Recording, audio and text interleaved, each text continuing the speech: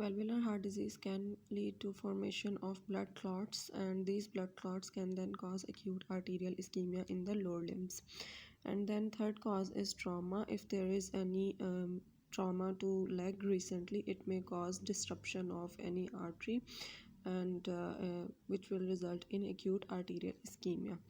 Fourth cause is iatrogenic. Iatrogenic means if we have done any procedure, for example angiography or any catheterization, then it can also damage the endothelial layer, and which can predispose to thrombus formation and resulting in acute arterial ischemia. Now most important part is examination. First in vitals we'll check blood pressure. The blood pressure can be normal or it can be decreased. If it's decreased, it can be MI or aortic dissection.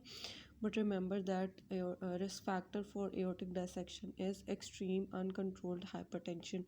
Hypertension will cause aortic dissection, and after aortic dissection due to blood loss, BP will decrease. Second point is pulse. If the pulse in upper arms it's irregular, then it will be AFib. ठीक है, as AFib can cause formation of a thrombus, and an emboli can break off from that thrombus, can go down in the lower limbs to cause arterial ischemia. If there is unequal pulse of both arms, then it signifies aortic dissection. Then we'll go for local examination of both legs. On inspection, due to cyanosis and ischemia, leg will be waxy, pallor, leg will be mottled and marbled. It means that there will be blue patches on the legs like this, and there will be extreme discoloration and blue patches. First the leg will be waxy pallor due to lack of blood, and then it will become cyanosed and then mottled and marbled. On palpation, temperature will be cold because of no blood going through the limbs, and distal pulses will be absent. Now this point is very important because it will differentiate the acute arterial ischemia from venous thrombosis. In venous thrombosis, distal pulses can be present, and the muscle function will be preserved. But in acute arterial ischemia, distal pulses will be absent, dorsalis, pedis, and posterior tibial. And then we will look for palpate the femoral pulse. If it's soft and tender, then the cause of arterial ischemia is embolus. If it's hard and calcified in both limbs, both lower limbs, then it can be thrombus, because hard calcified means it has atherosclerotic plaque. The femoral pulse, it can be thrusting. It can feel very thrusting due to distal obstruction.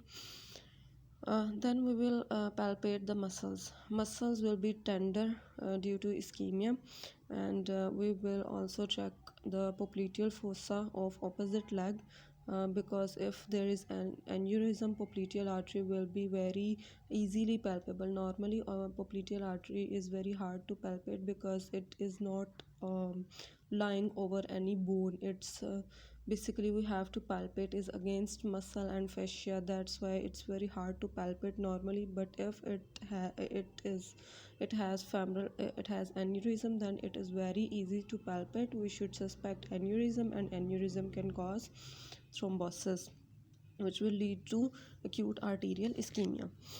Then on auscultation, if on iliofemoral region there is bruit, then it can predispose to, it means there is a thrombotic cause of acute arterial ischemia. Neurological examination of leg is very important. We will check muscle power, reflexes, tone, and if muscle power is 5/5, prognosis is good. It means that muscle is not going to die. Then in the last, we will always differentiate it from DVT, and and to differentiate there are 2 points. First, the pulse can be present in DVT, and second, the muscle function will be preserved in DVT. But in acute arterial ischemia, due to ischemia, muscle function is not preserved. Now for diagnosis, we first will do ECG and chest X-ray. ECG to rule out atrial fibrillation, any arrhythmia, or MI, as these can cause acute arterial ischemia. Chest X-ray to see if there is a widened mediastinum due to aortic dissection, and then we will do Doppler and angiography of both legs, because diagnosis of embolic cause is always clinical, so we can rule it by chest X-ray and ECG.